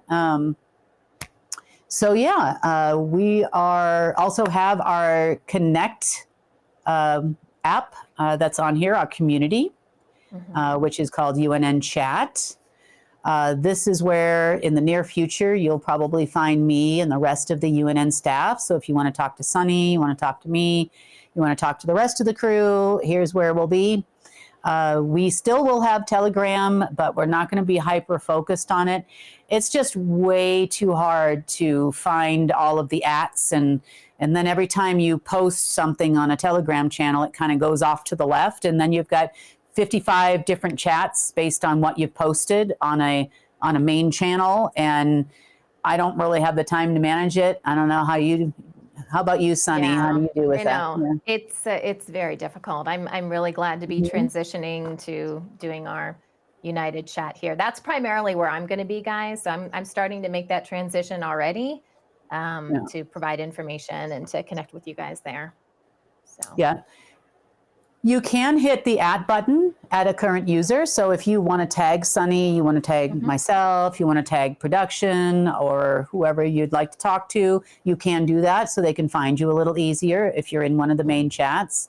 Yeah. This does not on purpose have the ability to create secondary chats for like every department of care out there. It has one centralized location. If you still like Telegram and you still want to have a working group amongst yourselves there. We will also, as soon as we get through the marketplace and the rest of the apps and all the Google and iOS store and Apple store, Apple TV, Roku, Amazon Fire, with this one. And then we have to do the same process with the marketplace, because the marketplace will also have an app. Just like if you see Macari or Poshmark or Etsy, or you get a notification if someone buys something, or if you like to buy something, that kind of thing. You can do that all via the app. Once we're done with those, the next one is the care. We're probably going to use Sweet Dash or one of those, which also has an internal chat feature. Based on department that you're working with, or, talking between different groups, that kind of thing, talking about new technologies, project submissions, all of that will go through the new Care app, which will probably function like a Sweet Dash, if you've ever seen that. If not that program, then another one kind of like it. So we are working as fast as we can. So if this is you and you are a professional app builder, or you work on programs like, we don't use Slack, it's not efficient enough for a global program or worldwide program. But if this is you and you want to volunteer to participate in one of these sectors, that'd be great. Might help us move a little further faster. As far as news is concerned, you can still read the news right from this centralized location. The written news is still free, will always be free. You can also submit field messenger reports directly through the second submenu here. You can submit field messenger reports directly through there. Remember, our field messengers are the whole reason why we do this news for you. So that we can get everyone together to share in the news process and to break mainstream narrative programs with or without anyone's help. So that responsibility lies on you. We want to hear from you where you are in the world, and that will always be there. We do now have world news on our written site from all different sectors. You see that it's broken down by, Asia world news, so on and so forth. So yeah, you'll also be able to reach our marketplace all in one central location as well. So the idea here is to make it as easy as possible for you to get your written news, get your field messenger reports submitted. You can also submit written field messenger reports through this same site here. So if you don't feel like you want to you're not really good on camera, maybe it makes you a little bit nervous, but you still want to report some news from your area and you're an excellent writer, feel free to share your reports also here as well under the Field Messenger tab. And I think that pretty much covers it all. Yeah. Lots of opportunity for people to get involved. So that's really good. And I love that everything's under one URL. So unitednetwork.earth is where you'll find everything. Like you said, you can access the marketplace, United Chat, you can read the news, you can just watch the latest newscast or any other series that we produce.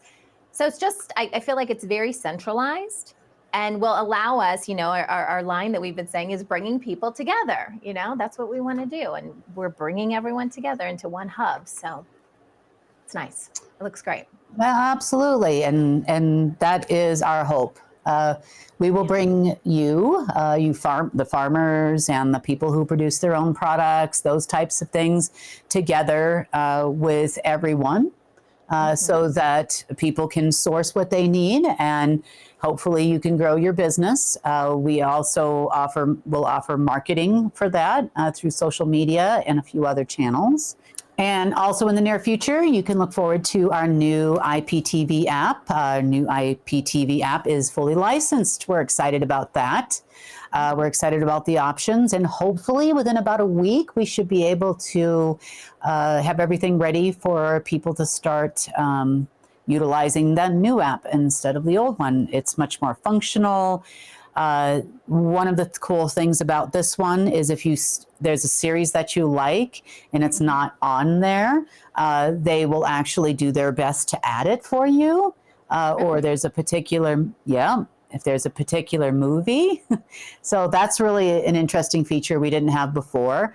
Also, if you speak this language or that language or more than one, your movies will only show up in those languages that you choose. So you don't have to go through 3 or 4 and see if it's English or Indian or whatever speaking. So it's a much cleaner, much better app. We are also working on our branded apps for United TV. We're excited about that. Everything is all taken care of. We're working on the back-end automation and those types of things, so there's no lag time and you receiving access to watch all your favorites. So we're moving right along here, guys. We're not wasting any time, unlike other people, but that's what we do. They could learn a lot from us, Kim. We do. Seriously. I know. We do our job.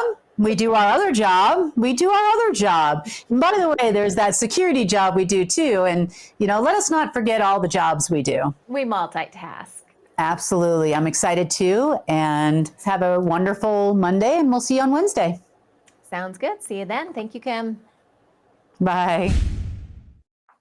That wraps up today's news update. Please share UNN with your friends and family. We need everyone to come together and help restore our planet. When news happens in your area, record it and share it with us so we can help you share it with the world. Remember, if it's going to be, it's up to me.